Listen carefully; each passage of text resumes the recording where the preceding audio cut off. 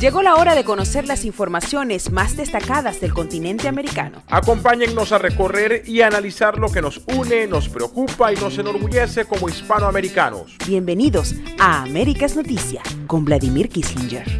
Vamos a manejar dos ritmos en el programa del día de hoy. Vamos a comenzar analizando digamos, los últimos movimientos de la Asamblea Nacional venezolana, del Poder Legislativo venezolano.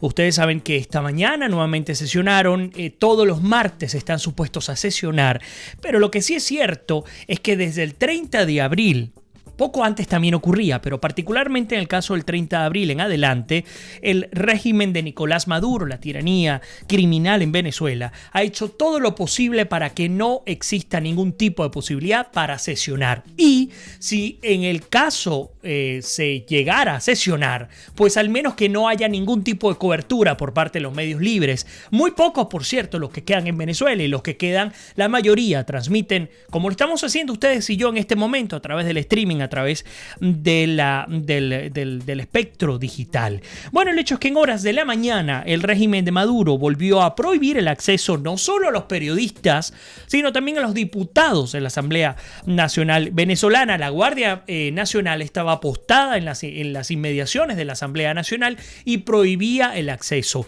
La excusa ninguna, simplemente prohibido el acceso tanto a periodistas como a diputados.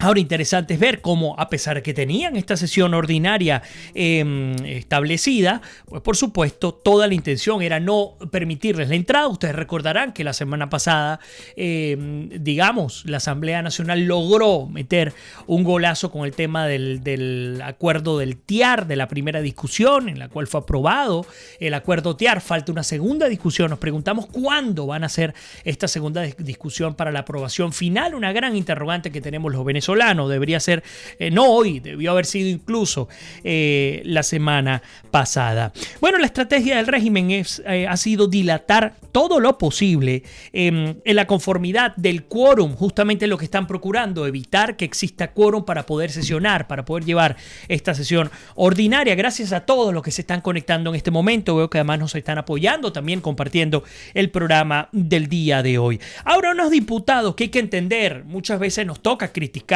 y es válida la crítica. Yo siempre he dicho que buena parte de los diputados en Venezuela durante estos 20 años han servido como primer círculo de seguridad del régimen, primero de Chávez y después de Maduro. Eso no lo voy a dejar de decir. Sin embargo, también hay que reconocer que, al menos así lo quiero creer yo, la mayoría de los diputados en el país están allí valientemente sorteando las trabas, por decirlo menos, del régimen que les pone día a día. Por ejemplo, sabemos que tienen todas sus comunicaciones intervenidas, todos sus teléfonos, sus correos electrónicos, los sistemas de comunicación en sus hogares, el de sus familiares, etc. También sabemos, por supuesto, que además policías, particularmente miembros del SEBIN o del DIGESIM, se mantienen apostados en las residencias y tratando de alguna manera de generar, infundir temor a los familiares de los diputados. No solamente hablar en Caracas, sino en las residencias al interior del país. Están apostados estos grupos venezolanos, estos grupos de inteligencia del chavismo. También, por supuesto, la persecución por parte de los colectivos, además una persecución que se da, y acomodo un poco la cámara acá en el Instagram, se da toda vez que pues sencillamente se cuentan con la seguridad de que no va a ocurrir nada, de que nadie va a ponerle coto a la violencia que normalmente los colectivos llevan a los líderes de la oposición, de la coalición liderada por Guaidó, por supuesto, de la Asamblea Nacional. Les prohíben el acceso, que ustedes ya lo conocen, les quitan la inmunidad parlamentaria del 30 de abril hasta el día de hoy. Ya van 15 los diputados que se encuentran con el allanamiento inconstitucional ilegal de la inmunidad parlamentaria. Lo secuestran también, caso por ejemplo Gilbert Caro, caso Edgar Zambrano, no hay debido proceso y desapariciones, los llevan a las famosas Casas Seguras, que fue una gran denuncia que publicó Infobae de Argentina. Los tienen ahí retenidos hasta que finalmente los trasladan a alguna mazmorra del régimen del Estado criminal. Ahora, el hecho es que, por ahí nos dice Nancy, creo que la Asamblea quiere abarcar mucho y poco aprieta. Gracias por ya comenzar a incorporar sus comentarios el día de hoy. El hecho es que es la quinta semana, escúchenlo bien, es decir, un mes y una semana, que se le impide el acceso a la prensa libre, violando flagrantemente la libertad de expresión. Esto se vivió en horas de la mañana y de un poco antes del mediodía, cuando representantes de los medios independientes intentaban ingresar, y no es que no podían ingresar por orden de la Asamblea Nacional, quien es la que tiene la potestad de decidir quién entra y quién no, porque al fin y al cabo se supone que el poder legislativo es un poder independiente, pero aún siendo el supuesto de un poder independiente, es un poder que continúa secuestrado por el régimen de Maduro. ¿Y de qué manera? Bueno, resulta que ellos no deciden quién entra y quién sale de la Asamblea. Tanto así, pues insisto, que la Guardia Nacional y los colectivos se apuestan enfrente de estos, del recinto legislativo para prohibir la entrada. Sin embargo, el día de hoy, un nutrido grupo de diputados y de pueblo también, de ciudadanía, pues procuraron el apoyo de manera directa a los periodistas y lograron que pasaran, que burlaran la barrera que tenía apostada la Guardia Nacional, y logró entrar este grupo importante, calculo yo, de 30 a 50 periodistas a la Asamblea Nacional en Venezuela. Ahora, a esto también tendríamos que sumarle que no solamente se dedican a prohibir la entrada a los periodistas independientes, sino que además se encargan de generar el blackout informativo que ustedes lo conocen. Cada vez que Juan Guaidó habla, cada vez que hay una sesión ordinaria en la Asamblea o extraordinaria en la Asamblea Nacional, o cada vez que hay una declaración importante de algún líder de la coalición venezolana coordinada por Guaidó, pues automáticamente los servidores que pertenecen al régimen de Maduro, pues los tumban, la comunicación la cercenan, evitan, por ejemplo, a través de vía Movilnet, CanTV, entre otros, tumban la señal para que nadie tenga acceso a Internet, ni siquiera acceso a WhatsApp, mucho menos hablar de YouTube y de otros medios. NetBlock, que es un organismo internacional que hace seguimiento a las conexiones en el mundo, pues prácticamente todos los días reporta la caída del servicio Internet en Venezuela en horas determinadas en las que se sabe que la oposición o que la coalición, sigo corrigiendo esa palabra que ya creo que debe quedar atrás, la coalición liderada por Guaidó, está generando noticia. Y es que no le interesa a un régimen, a un estado criminal como el que está en Venezuela, hacerlo. Ya eliminó los medios de comunicación tradicionales, ya eliminó la prensa disidente, la prensa libre, la mayoría de los periodistas están en el extranjero y los que están en Venezuela están bajo asedio, muchos están detenidos, muchos han sido desaparecidos, muchos han sido asesinados,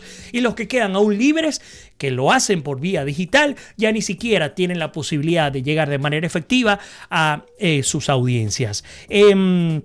Por ahí nos dice Marester que por qué no aprobaron hoy no aprobaron el TIAR. Es una gran pregunta. No estoy seguro si esto tuvo que ver con un tema de quórum, pero lo que sí estoy seguro es que es una gran deuda que tiene la Asamblea Nacional con respecto a la aplicación, a la aprobación, por supuesto, primero, y en segundo lugar, la aplicación del Tratado Interamericano de Asistencia Recíproca, el TIAR. Esto no quiere decir que al aprobarlo se implemente de manera inmediata, pero al menos tenemos que tener la ficha, la vía legal completamente resuelta. Además que sabemos que cada día que pasa es un día que el régimen busca otras opciones para seguir destruyendo digamos, esta coalición, y no solamente destruir la coalición, sino destruir el epicentro de la coalición que surge, que nace específicamente o especialmente de la Asamblea Nacional. Dice con qué se come lo que aprobaron hoy, la catástrofe humanitaria. Vamos a hablar de eso. Nos saludan desde Josefina, desde Canadá. Muchísimas gracias por estar con nosotros. Nos dice Nancy que hoy se debió haber aprobado el TIAR, sin duda. Maya también con nosotros.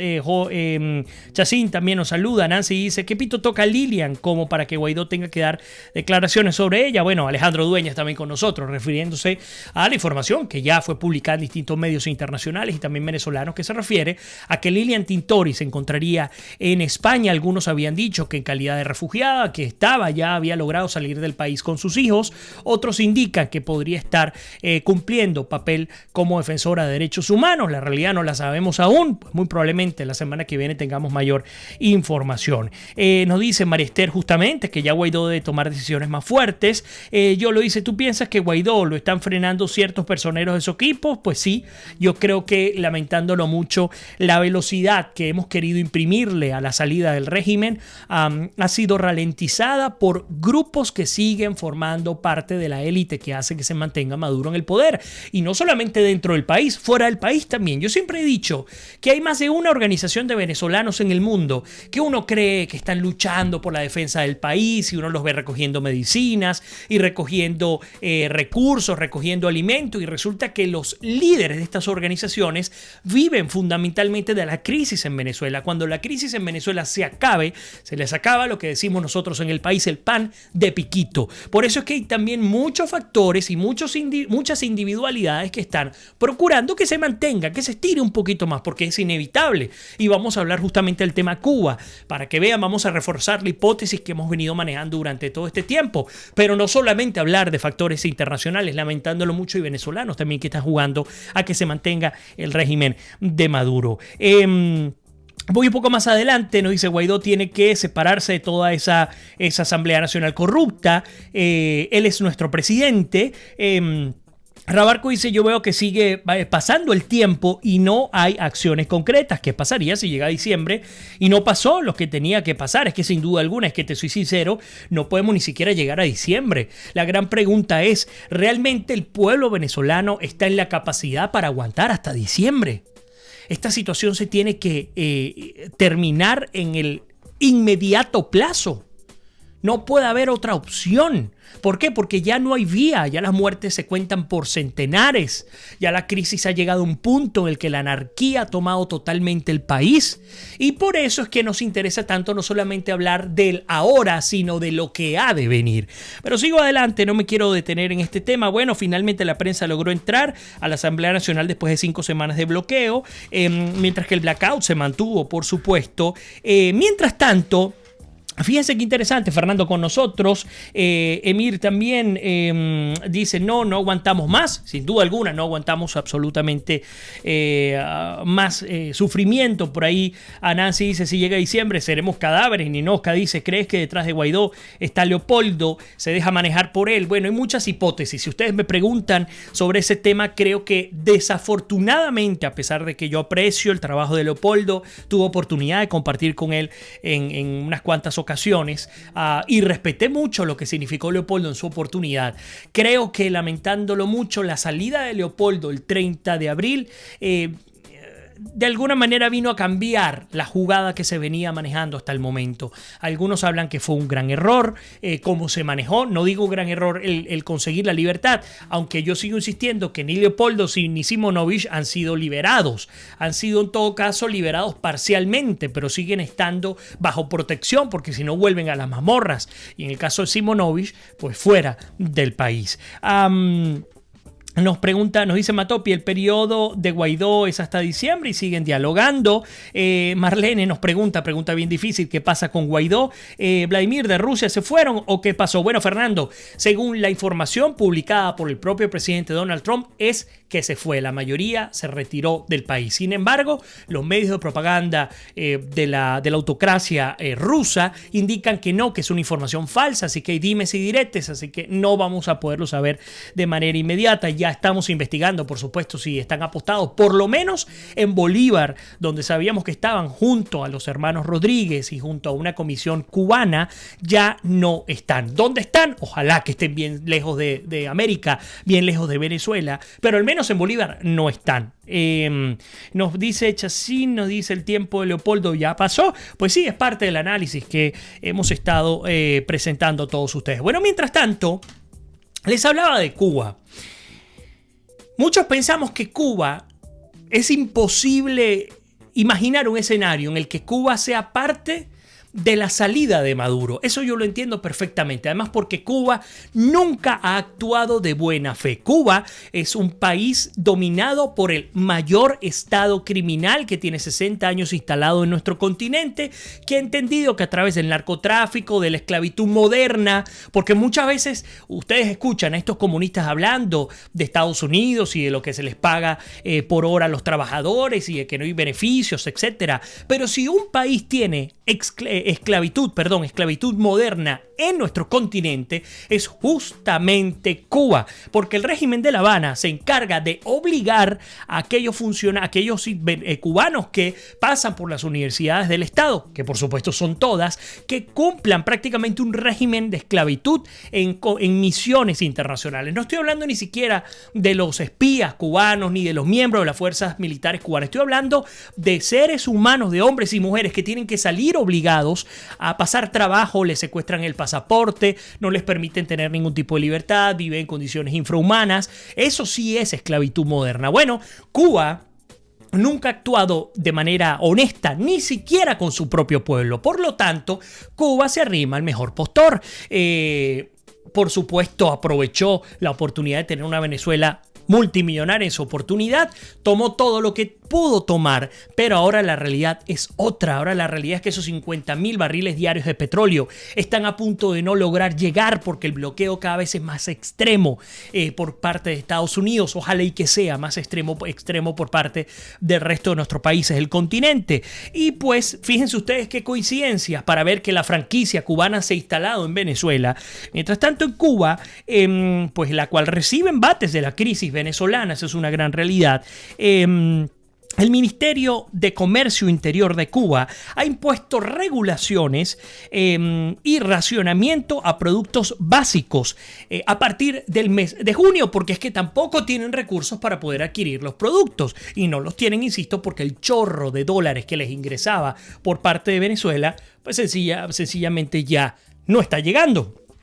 Entonces, expertos indican algo que es similar. Si yo quito Cuba y pongo Venezuela, es el mismo argumento. Indican que lejos de solucionar el problema, incentiva al mercado negro, que es un mercado negro que también ha aprovechado Cuba. Y si no, vayan al tema del turismo, que también vamos a hablar del turismo en unos minutos. En Cuba se vive del robo, de la estafa, para poder subsistir, nos comentan a través de los medios de comunicación internacionales. Los cubanos dicen que el origen también tiene que ver con el control estatal sobre la producción privada. No hay ningún tipo de posibilidad al respecto. ¿Por qué traigo Cuba al análisis de Venezuela? Bueno, porque es fundamental ver cómo se están cambiando las estrategias. Ustedes saben que Estados Unidos le dijo a Cuba: o ustedes se hacen a un lado y permiten que Venezuela sea liberada, o ustedes van a pagar las consecuencias porque vamos a incrementar las sanciones en contra de ustedes. Y vemos cómo Estados Unidos no se detiene cuando habla. Fíjense que la BBC Mundo nos publica una nota que quise traerles a ustedes que dice: Estados Unidos prohíbe los cruceros a Cuba, algo que era determinante para los cubanos o para el régimen cubano, en un nuevo paquete de Trump que restringe aún más los viajes a la isla. Y lo leo muy rápidamente, una nota publicada por BBC Mundo. El gobierno de Estados Unidos anunció este martes la prohibición de los cruceros a Cuba como parte de un nuevo paquete de restricciones en los viajes a la isla. Según un comunicado del Departamento del Tesoro de Estados Unidos, a partir del 5 de junio, los estadounidenses ya no podrán realizar viajes educativos grupales, una de las contadas categorías con las que los ciudadanos de este país podían viajar legalmente a la isla caribeña. También se prohibieron los viajes de barcos de pasajeros, de buques recreativos y aeronaves privadas, no de aerolíneas, desde Estados Unidos a Cuba. El secretario de Comercio, Steve Mnuchin, explicó la medida como parte de la decisión estratégica de revertir el relajamiento de sanciones y otras restricciones al régimen cubano, al que el gobierno de Trump acusa de jugar un papel desestabilizador en el hemisferio occidental. Más claro imposible. Y Me hace recordar a una gran amiga que ha estado con nosotros durante tantos años, que se llama Elena Madán, que lamentándolo mucho está en La Habana, no porque esté allí, sino porque no tiene prácticamente señal de internet, que Elena siempre decía, la manera de resolver el problema de Venezuela parte por la manera de resolver el problema en La Habana, en Cuba, porque Venezuela es un proconsulado cubano. Si se logra poner contra la pared a los cubanos, Venezuela va a caer. Algunos incluso indican que si cae Cuba, Venezuela también. Otros indican que primero debe caer Venezuela para luego ir en contra de Cuba. Lo que sí es cierto es que Estados Unidos sigue incrementando su presión no solo contra el régimen de Maduro, sino contra sus socios, con sus aliados naturales, por supuesto, comenzando por Cuba, que tanto daño le ha propinado a Venezuela. En el tiempo de Fidel Castro, intentaron por la fuerza, porque si un país trató de invadir por la fuerza a Venezuela en nuestra historia contemporánea fue justamente Cuba, y las personas a veces ni siquiera lo recuerdan. No lo lograron por la vía militar, por la vía de la fuerza, pero lograron invadirlo por la vía de la ideología, porque lograron meter un cultivo completo del comunismo cubano, del Estado criminal cubano, con años de anticipación, porque esta gente sabe cómo se planifica, y lo llevaron a las mentes de Hugo Chávez y de Maduro y quién sabe cuántos más que están allí en la cola. Para los que duden de lo que les estoy diciendo, les voy a dar otro ejemplo. Miguel Díaz-Canel. Miguel Díaz-Canel es el presidente actual, no sé si decir presidente, el nuevo dictador de Cuba, es el lugarteniente, el pupilo de Raúl Castro.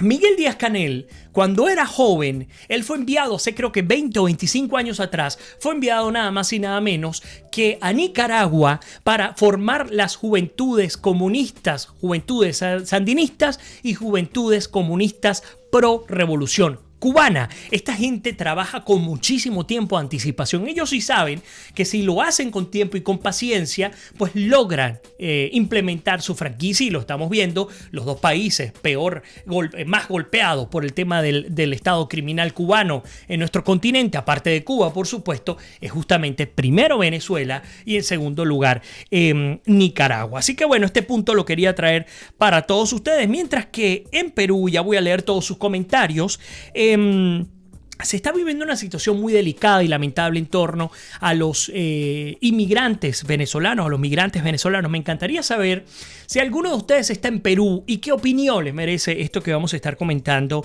a continuación. El hecho es que Perú ha organizado para agosto un foro internacional sobre la crisis venezolana. Dicen estar sobrepasados en su capacidad, hablan de incremento de índices delincuenciales, hablan del tema de la prostitución, hablan del tema del narcotráfico, pero también hablan de cómo ha afectado el régimen o la dictadura venezolana a todo el continente. De hecho, el propio canciller Néstor Popolicio indica que va a realizarse la primera quincena del mes de agosto, donde se van a discutir posibles salidas a la crisis venezolana. Seguimos preguntándonos, ¿podemos seguir esperando? Entendemos que no es responsabilidad de ninguno de los países de nuestro continente. Eso lo entendemos perfectamente.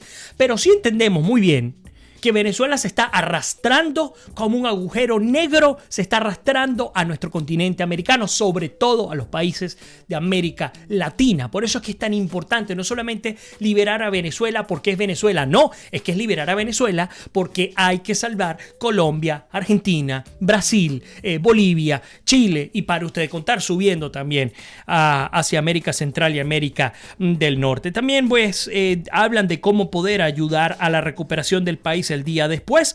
También indican que va a haber algo que sí me parece positivo. Va a haber una reunión con el Banco Interamericano de Desarrollo, no es la primera, por supuesto, lo hemos destacado desde acá, para pensar en el día después. Y ese día después vamos a hablar en unos minutos, Dios mediante y nos dé el tiempo. Hablan de contactos con autoridades, importantísimo. El Grupo de Lima y el Grupo de Contacto de la Unión Europea siguen insistiendo. Ustedes recordarán que el día de mañana se van a reunir en Guatemala. Siguen insistiendo y han afirmado, o mejor dicho, han confirmado que van a contactar o que están contactando ya a los gobiernos de China, de Rusia y de Cuba, porque pareciera que ahora la figura, la movida internacional en torno a la crisis venezolana ya no va al tema militar, de manera inmediata, sino va al tema de cuáles son los países o las élites internacionales del poder que sostienen al Estado criminal venezolano. Y básicamente son 3: China, Rusia y Cuba. Así que han insistido en que van a hablar con estos 3 países y van a procurar que ellos se sumen para libertar a Venezuela. Así que por ahí van los tiros sin duda alguna. Bueno, mientras tanto, noticias internacionales también con el tema venezolano. Maduro ha incumplido nuevamente un pago a la deuda, nada más y nada menos que con un banco alemán, por lo que Venezuela, no Maduro, Venezuela ha perdido 21 toneladas de oro que se encontraban en Europa por un valor aproximado de 750 millones de dólares. Muy lamentable, por supuesto, esta y tantas situaciones que nos golpean a la cara. Bueno, voy a ir a los comentarios, me permiten, voy a cambiar de cámara en el Facebook Live. Por cierto, gracias por compartir el programa. Aquellos que se estén conectando ahora, les invito a ir a la parte inferior izquierda y hacer lo propio. Por ahí nos dice Miguel: Chile cambió las leyes migratorias. Ecuador cobra una multa demasiado alta para quien no puede tramitar o no pueda tramitar la visa. Matopi dice: Guaidó tiene que tomar medidas más contundentes. El tiempo pasa y no pasa nada. ¿Será que no hay nadie que le diga esto a Guaidó? Nos pregunta Matopi. Marlene dice: Guaidó se durmió. Miguel dice: ya los países nos van a cerrar todas las puertas. Bueno, se está pidiendo que la ONU reaccione en términos migratorios. Dice: no hay que esperar absolutamente más nada. Matopi también dice: Guaidó tiene que tomar las medidas más contundentes. El tiempo pasa. Bueno, ya creo que había leído este punto, pero siento que Estados Unidos se ha enfriado con Venezuela. Dice Milagro: bueno, hay muchos elementos que influyen en esto. La propia carrera electoral dentro de Estados Unidos, el problema que hay ahora arancelario con China, el problema arancelario y migratorio con México. No es el único tema que maneja Estados Unidos, lamentándolo mucho. Chacinda Rodríguez dice: Estados Unidos debe escuchar el clamor desesperado del pueblo venezolano y sin escuchar otras fuentes y opiniones. Fernando dice: viva Trump. Matopi también: Guaidó tiene que tomar medidas más contundentes. Creo que lo había dicho. Por ahí nos dice: soy Milagros, amiga de Lesca, te felicito y te sigo. Excelente tu programa. Muchísimas gracias. También Yasuna dice: Estados Unidos prohibió cruceros, viajes privados a Cuba. Se dice que Trump aplicó la ley Helms-Burton, pero no entiendo bien la situación con algunos países y usos de las propiedades. Un tema importantísimo. Y molestias en Rusia porque Trump lo informó y es como una derrota para los rusos. Eso es correcto. Nos dicen que si nos pregunta Rabarco que si creo que se desmontó el escudo guayanés. Para nada. Desafortunadamente el escudo guayanés de hecho terminó de establecerse la estrategia completa para atrincherarse en el caso de que sea necesario. Voy a incorporar ahora los comentarios en el Facebook Live. No quiero dejar a nadie por fuera. Gracias, por cierto, insisto, por sus comentarios. Ángel Rodríguez nos dice: fuera el comunismo, opresor de Venezuela y Latinoamérica, Maduro aún no se recupera del porrazo que le dio el periodista Ramos. Mónica también nos saluda como siempre desde Paraguay. Luz María Chao también nos saluda desde España. Yamila Pérez dice: ya sabes del espionaje que Siu descubrió ayer de cubanos en el aeropuerto de Miami. No lo sé, voy a revisarlo. Yamila, escríbeme por privado. Mónica dice: no creo que China, Rusia y Cuba dejen de apoyar al régimen, sobre todo Cuba. Saben que si cae Maduro, caen los Castro también. Bueno, pero cuidado, Cuba pudiera llegar a un acuerdo económico, así como en el caso de la Unión Soviética, cuando Cuba estaba enfrentada con el tema de la crisis de los misiles, con la Guerra Fría. Cuba seguía con su trasnocho comunista, la Unión Soviética se estaba sentando a firmar con Estados Unidos. Así que no les extrañe. Lo mismo cuando ocurrió con Venezuela, hablando de Barack Obama, y terminó sentándose allá mismo en La Habana Raúl Castro con Barack Obama. Así que cuidado, la política, además la política en general es muy sucia y mucho más cuando hablamos de nuestro hemisferio. Nos dice Yamila: el desgobierno de la isla. Además, Yamila Pérez es cubana. Por favor, Vladimir, aclara que son ellos, no el pueblo. Qué buen punto el que nos está diciendo Yamila Pérez. Dice: así mismo es, y haciendo negocios, cambiando a su gente por unos verdes.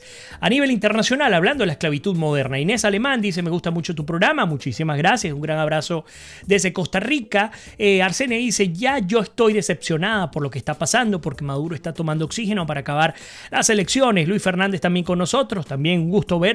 y leerte por acá. Guaidó dice Mónica, que Lilian Tintori cumplió una misión humanitaria en España. Peter Bontal dice, lo están metiendo en México al comunismo, quiere su petróleo. Vayan ustedes a los índices de aceptación de AMLO, Andrés Manuel López Obrador, lo advertimos del principio, ojalá y no ocurra. Y a mí le dice a sí mismo, es Vladimir, ellos se querían meter y lo lograron al final, se metieron en Venezuela. Ese es el títere. Jorge de Vera dice, no aguantamos más, estamos pasando hambre, ¿hasta cuándo? Maduro, muchísimos comentarios, muchísimas gracias por estar allí. Nuestra queridísima Lina Escobar también. María Luz Gutiérrez dice, en Venezuela no hay políticos opositores, lo que hay es colaboracionistas. José Lombana dice, Cuba, Rusia y China son países depredadores. Qué buena manera de catalogarlos. Rebeca también dice, vamos a orar por Venezuela. Eso es importantísimo. Lo hemos hecho en varias oportunidades. También con nuestra querida Gaby Patiño. Hay que orar. Eso es un elemento importantísimo. Alcalá dice, hola Vladimir, Dios te bendiga. El lema, vamos bien, se cambió. Pues bueno, no lo sé. María Luz Gutiérrez dice, la única opositora será María Corina Machado. Dicen Vladimir, es decir, más de lo mismo, no hay solución, no se podrá sacar al socialismo. Yo sí creo que se va a poder salir de esta pesadilla en Venezuela. No es fácil, no lo es, pero sí creo que se va a poder salir. Yo tampoco estoy de acuerdo ya con más diálogo, aquí no hay más nada que dialogar, aquí lo único que hay que establecer es la estrategia para que esta gente termine de salir del poder. Si nosotros permitimos que el tiempo pase, se termina de destruir la única esperanza y la única esperanza que está, que se posa sobre la Asamblea Nacional y sobre la coalición liderada por Guaidó. Ya lo hemos visto lo que ha ocurrido desde febrero, no desde abril, desde febrero hasta acá, y cómo han contraatacado y han debilitado las estructuras que hasta hace apenas 2 meses estaban sumamente fuertes y funcionales. Bueno, muchísimas gracias a Matopi, que me manda un mensaje. Marlene dice, Vladimir, se habla de repartición de cochina entre la oposición y el oficialismo. Fíjense lo siguiente. Entrando al tema humano, entrando al tema de nosotros como ciudadanos, de nosotros como hispanos, de nosotros como venezolanos. Me quiero permitir hacer un paréntesis antes de cerrar el programa del día de hoy. Esta mañana, hablando con Gaby Patiño, los que no la conocen, una periodista venezolana muy inteligente, muy aguda, que se encuentra en Santiago de Chile. Todos los martes estoy en vivo con ella a través de su programa Radio Interactiva, a través de Radio Chévere. Estuvimos hablando sobre el tema del día después. Y decíamos que qué importante es entender que, es decir, vivimos una desesperanza en este preciso instante. Yo estoy claro en eso. Y esa desesperanza parte por la incertidumbre que significa no saber hacia dónde vamos. Y no saber hacia dónde vamos porque vemos cómo el tiempo pasa y las acciones y las promesas se han ido quedando en el tintero. Eso lo entendemos. Sin embargo, y reconociendo el trabajo y los logros que se han conseguido, porque es cierto, ningún político anterior a Guaidó había llegado hasta donde hemos llegado hoy día. Y ojo, no estoy hablando que esto fue gracias a Guaidó, esto fue gracias a una coalición, a un trabajo colegiado, porque si seguimos posando nuestras esperanzas en una persona, seguimos pensando en caudillos y vamos a seguir cometiendo los errores. Pero decía esta mañana que luego, cuando algunos dicen es que es prácticamente imposible o se va a tardar decenas de años la recuperación del país, yo le decía a Gaby que creo que eso va a depender también de nosotros. ¿Por qué? Le comentaba que los que vivimos en el extranjero, en cualquier país, desde Corea del Sur hasta Chile, nos ha tocado aprender nuevamente, y ni siquiera nuevamente, cuidado y aprender por primera vez a vivir en sociedad, a vivir bajo normas distintas, a vivir bajo parámetros distintos y a entender que uno debe cumplir, en términos generales, más o menos, dependiendo del país donde nos encontremos, a respetar las leyes que rigen el quehacer diario y cotidiano de cada país. Ese aprendizaje nos tiene que servir para cuando regresemos a nuestro país. Nos tiene que servir cuando vayamos a reconstruir nuestra nación. Y le colocaba varios ejemplos y se los quiero compartir a ustedes y me perdonan que hable en primera persona, pero además les invito a que ustedes también puedan participar conmigo dándonos su opinión. He hablado de un ejemplo muy cercano a una persona que conozco, un adolescente que conozco. venezolano, llegó hace muy poco tiempo acá a los Estados Unidos. Por supuesto viene con el esquema de Venezuela, con los propios problemas que se vivían en Venezuela, con la propia realidad que había en el país. Este joven estaba en su colegio y pues unos amigos le dijeron que activara la alarma contra incendio como una gracia, cosa que se pudiera hacer en cualquier esquina de cualquier liceo en Venezuela, porque deberíamos comenzar partiendo porque en Venezuela los sistemas de alarma contra incendio no funcionan. Y si funcionan, lo que menos te va a llegar es un camión de bomberos a rescatar. Este joven, producto de la inmadurez, de las taras mentales que uno trae, por ejemplo, de Venezuela, él pensó que no pasaría absolutamente nada, más allá de la tremendura del caso. El hecho es que él activa la alarma contra incendios y, por supuesto, ustedes se podrán imaginar cuáles son las implicaciones de activar una alarma contra incendio en un país como Estados Unidos. Los que no lo conocen, yo sí les voy a explicar. Automática e inmediatamente hay un lockout, se bloquean, se cierran todos los salones de clase para que primero llegue una orden por parte de la dirección del colegio que determine si en efecto esto se trató de un incendio y si no, si se trata de un posible atentado terrorista. Recordemos que en anteriores oportunidades el atacante de Parkland, que creo que asesinó aproximadamente unas 17 personas, activó la alarma contra incendios y la gente cuando salió, pues activó sus ametralladoras, etc. Bueno, el hecho es que este joven, sin la mayor malicia, porque lo que quería era cometer una tremendura, no se dio cuenta, no se imaginó lo que esto ocasionaría. Inmediatamente llegó el comando SWAT, llegaron policías, llegaron ambulancias, llegaron bomberos, un helicóptero que sobrevoló por no sé cuántas horas el lugar, trancaron el sitio. Es decir, se generó todo un caos alrededor, todo un procedimiento alrededor de un caos generado por lo que para uno en Venezuela sería una tontería, pero por una gran tragedia para cualquier persona acá en Estados Unidos. Ustedes me dirán si ese joven aprendió la lección haciendo lo que hizo. Insisto, pensemos cuáles hubiesen sido las implicaciones de ese joven en Venezuela o en cualquier otro de nuestros países en América Latina y pensemos las implicaciones de este joven acá. Cuando se sometió su caso a la revisión de un jurado, porque además aquí hay un debido proceso, se entendía que era un caso excepcional porque era un caso en el cual este joven no venía de Estados Unidos, no conocía la cultura, tenía pocos meses acá, no hablaba inglés prácticamente, pero aún así las autoridades del condado dijeron: aunque entendemos y tenemos una actitud positiva hacia el joven, entendemos sus limitaciones en función al idioma y es un caso sin duda alguna único, extraordinario por el tema cultural, pues aún así nosotros tenemos la obligación de aplicar la ley. Y este joven fue suspendido por un tiempo determinado e insisto, él y su familia aprendieron la lección. Ustedes me dirán, si logramos a la libertad en Venezuela, que espero que la logremos más temprano que tarde, y esta familia regresa al país, ese aprendizaje le queda y la valoración de lo que eso implica le queda. Este es el primer ejemplo que quiero traerles a ustedes. Seguramente ustedes han vivido distintas situaciones en sus países. Por ejemplo, en Alemania, recuerdo una oportunidad, me tocó tomar un tren que iba de, creo que Frankfurt a otra ciudad, a Saarbrücken, no me acuerdo a qué ciudad, y compré el ticket del tren. Ese ticket absolutamente nadie me lo pidió. Es decir, yo me pude haber montado en ese tren y haber utilizado el servicio, habérmela tirado, como decimos en Venezuela, del vivo bobo, porque creo que me la estoy tirando de vivo y finalmente estoy haciéndole un profundo daño al sistema. Pude no haber comprado el ticket. Pues resulta que cuando me bajo en la estación me entero que de manera aleatoria oficiales de este lugar se encargan de entrar a los vagones y de pedir los tickets. Si usted no tiene el ticket, un ticket que le pudo haber costado 15, 14, 13 euros, ese ticket le va a costar 3, 4, 5 y hasta 10 veces el valor que pudo haberle costado al principio. Es creer en la gente, confiar en la gente, pero cuando usted se resbala, cuando usted comete o se desvía, pues automáticamente usted va a pagar sí o sí las consecuencias de sus hechos. Por eso es que en Venezuela, más allá de que solo el problema sea educativo, el problema tiene que ver también con la aplicación estricta de la ley.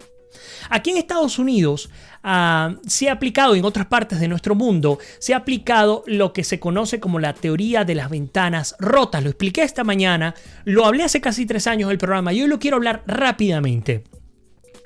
Unos investigadores de una de las universidades acá en Estados Unidos, esto se hizo en dos periodos, creo que a comienzos de los 60 y después hacia los 80, querían determinar si la pobreza era directamente proporcional a los índices de delincuencia en Estados Unidos.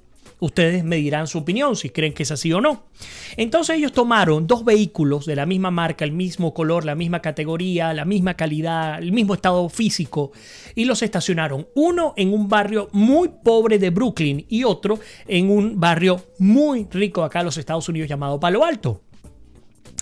Ellos estacionan ambos carros y comienzan a determinar la conducta de quienes hacían vida en ambos lugares.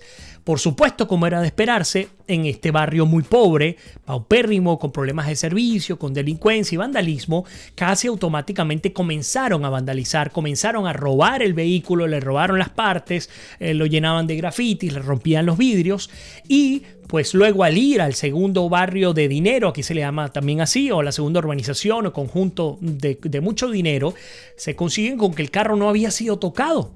Entonces, a priori, la hipótesis pareciera ser real. ¿Cuál era la hipótesis? Que la pobreza te lleva a la delincuencia. Sin embargo, los investigadores no se quedaron allí y dijeron, ¿qué podemos hacer para ir un poco más allá?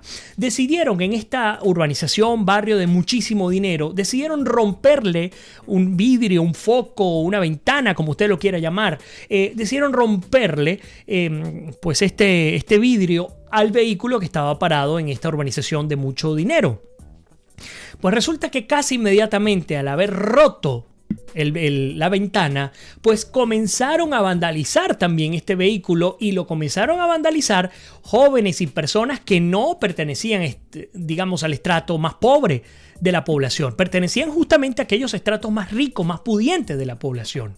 Cuando ellos se dan cuenta de esta situación, ellos determinan, y esto luego lo confirman con la propia teoría de las ventanas rotas que se las explico a continuación, ellos determinan que la pobreza no es directamente proporcional a la delincuencia. Lo que es directamente proporcional a la delincuencia y a la desviación social es la no aplicación estricta de la ley. Cuando uno está en un lugar, y yo siempre lo recordaba, en Venezuela yo recuerdo cuando escribí para Infobae en su oportunidad ese artículo, que decía lo que ocurre con la basura. Como no pasan los camiones de basura, la gente comienza a golpear o a tirar la basura donde puede. Y resulta que hay parajes hermosísimos, sobre todo al sur de Venezuela, que están inundados, atestados por basura. ¿Y por qué?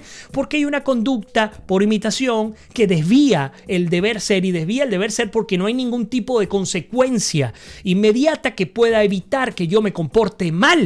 Por eso es que es tan importante entender que no es solo la educación, es un tema también de medidas ejemplarizantes que cuando arranque el futuro del país, cuando construyamos una Venezuela verdaderamente próspera, funcional, tenemos que entender que tenemos que generar medidas antipolíticas, profundamente antipopulares, que van a hacer que el pueblo que ha estado mal acostumbrado a vivir, pobre, paupérrimamente, se levante en contra de nuestros líderes, pero nosotros debemos conscientemente de llevar un mensaje, ahí si viene el tema de la educación, de explicar que la única manera de salir del atolladero, de este hueco, de este hoyo negro, de esta miseria, de esta pesadilla que se llama socialismo del siglo XXI y que se llama esa mentalidad que nos han insertado durante 20 años, incluso un poco más, es la aplicación estricta de la ley y entender el justo valor de las cosas. Yo decía esta mañana, es que ahora sí sabemos cuánto vale un kilo de jamón, cuánto cuesta comprar un kilo de queso, cuánto cuesta poderse tomar un refresco en Venezuela. Ahora sabemos lo que nos duelen las cosas. Y algunos me decían, Vladimir, es que entonces es imposible que salgamos de esta tragedia. No, sí, vamos a salir de esta tragedia. Y el mejor ejemplo es que no hemos vivido ni la 10ª parte de lo que se ha vivido, por ejemplo, lo que se vivió en la Europa de las guerras, de la Primera y Segunda Guerra Mundial, de las guerras civiles europeas, de las grandes dictaduras europeas, de las hambrunas, de las pestes en Europa. Y hoy día Europa le lleva una morena a Estados Unidos en términos de civilidad. ¿Por qué? Porque son sociedades que evolucionaron. Y evolucionaron porque fueron limpiadas. ¿Y por qué fueron limpiadas? Porque a partir del sufrimiento entendieron el justo respeto que tiene que haber por las cosas. Y ustedes lo ven. Van a España, van a Alemania, van a Luxemburgo, van a Holanda, no van a ver militares uniformados ni con armamento como lo vemos nosotros en otros países. Van a ver un orden estricto. La gente cumple, procura cumplir las cosas. Ustedes van a una playa en cualquier país desarrollado y están limpias porque se entiende. No digo que sea en todos los lugares, pero se entiende que yo tengo que respetar, no solo porque estoy cuidando el futuro de mis hijos, de mis nietos, de mis generaciones y de mi presente también, sino porque tengo que cumplir porque voy a tener sanciones en concreto. Si usted acá en Estados Unidos maneja bajo la influencia del alcohol, a usted se le aplica un DUI. Un DUI no es otra cosa que, prácticamente parafraseando, una especie de intento de homicidio porque usted ha convertido su vehículo al estar bajo la influencia del alcohol o de la droga en un arma letal y usted se va a meter en el peor de los problemas de su vida. Esto es un ejemplo de lo que se vive. Entonces, pero por el otro lado vemos situaciones como esta, también lo explicaba, y me disculpa que me desvíe tanto el tema político, pero creo que es importante sobre todo para aquellos que nos acompañan en el país. Yo daba este ejemplo esta mañana y quiero repetirlo acá. Recién llegado, me compré una cámara fotográfica para poder trabajar como fotógrafo. Aquí hemos trabajado de todo, como obreros, como albañiles, como lo que venga. Aquí uno trabaja de lo que venga. ¿Por qué? Porque uno descubre cuando sale también que uno es más humano que profesional. Es decir, a ti no te hace el cargo, a ti no te hace la posición y a ti no te hace el pasado que fuiste en tu país. A ti lo que te hace es que eres un ser humano con 2 manos, con 2 pies, con un cerebro, con un corazón y con unas ganas enormes de salir adelante y de surgir dependiendo cuáles sean tus expectativas. Bueno, compro la cámara y salgo a tomar fotografías. A las 2 semanas, y me disculpan aquellos que escucharon el relato en la mañana, pero por supuesto mi audiencia que no nos acompaña en la mañana también tiene derecho a escucharlo. A las 2 semanas me doy cuenta que un píxel estaba quemado de la cámara. Es una cámara que costaba casi $1,000 hace 5 años, un poco más. Y me tocó con muchísimo nervio, estaba totalmente pensando en las implicaciones que podría haber. En Venezuela usted quiere ir a cambiar una cámara que compró 1 minuto antes o devolverla y pues sencillamente se le burlan en la cara. ¿Y por qué? Ese no es el deber ser. Lo que pasa es que, lamentándolo mucho, hemos sido parte de la deformación del sistema. Bueno, llego al lugar, casi que un modus operandi. Le pido a mi esposa que esté en la puerta, que salga rápido si me logran cambiar la cámara o si logro cambiar la cámara, como si fuese culpa mía.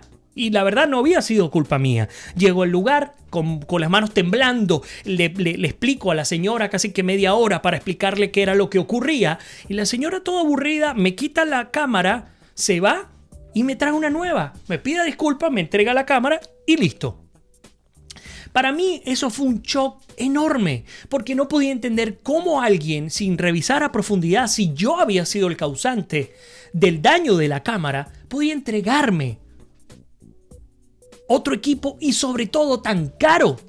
Insisto, el confiar en la gente, el confiar en el otro y entender que si usted se está propasando, si usted se está aprovechando de esto, hoy sale ganando, mañana sale perdiendo. Cuando al cabo de 5 o 10 años usted quiera cambiar otra cámara y esa de verdad haya sido, digamos, por defectos de fábrica y le lleguen y le digan, señor, lamentándolo mucho, no lo podemos hacer. Les coloco otro ejemplo para que vean cómo nosotros dañamos las culturas.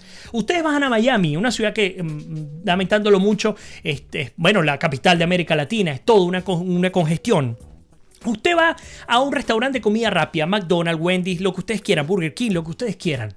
Y allí usted no tiene la posibilidad de servirse su refresco. Y son cosas que uno piensa que son tontas, pero es que no lo son. Es el deber ser. En Miami usted no puede servirse su vaso de refresco porque resulta que las máquinas tienen que estar detrás del mostrador porque la gente en Miami se aprovechaba y entraba y se servía sin ser clientes del lugar. Apenas salen de Miami, a 2 horas de Miami, sobre todo hacia acá Orlando, con casi 65 millones de turistas al año, ahora usted va a cualquier lugar y creen en la gente y usted va y se sirve sin ningún tipo de control. Entonces, ¿qué queremos ser? ¿Los ciudadanos vivos bobos? Que cuando caiga la dictadura en Venezuela y logremos instalar un país distinto, continuemos con las mismas y me disculpan la palabra, estupideces que hemos venido manejando, taras mentales que hemos venido manejando durante años? ¿O queremos de una buena vez por todas ganarnos el pan como corresponde y que el dinero que esté en nuestros bolsillos no solamente sea sudado, sino que tenga el justo valor que le corresponde, y que cuando salgamos a la calle nos sintamos en la libertad de reclamar por un buen servicio, nos sintamos en la libertad de devolver algo si no nos gusta, nos sintamos en la libertad de exigir que se nos presten los productos, que se nos ofrezcan los productos de altísima calidad? Eso se puede hacer, señores. Eso no es una quimera, se puede hacer. Pero eso comienza no por los líderes, eso comienza por nosotros. Por eso es que creo que dentro de toda esta desgracia, la Biblia dice que para todos los que creen en Dios, todas las cosas ayudan a bien. Creo que esta migración, la ONU dice 3.4 millones de personas, yo creo que ya pasamos los 5 millones de personas que han salido del país. Yo creo que esta migración, con todo lo que ha significado para algunos más sufrimiento, para otros menos, creo que es muy importante, creo que va a ser determinante porque nos ha tocado aprender a los golpes la manera de respetar las cosas afuera, la manera de entender que uno tiene que cumplir al pie del cañón las normas y procurar siempre ser un factor de recuperación y no de destrucción. Una reflexión, por supuesto, que quise traer a ustedes antes de terminar el programa de hoy de Américas Noticias, la emisión número 841. Bueno, nos toca ahora sí despedirnos. Les prometo que cuando termine la transmisión me voy a dedicar a leer todos y cada uno de sus comentarios, pero como ya nos queda menos de un minuto en el Instagram, nos vemos obligados a terminar. Así que, como siempre les digo, que Dios me los bendiga, se les quiere, se me cuidan y nos despedimos. Dios mediante, será hasta mañana.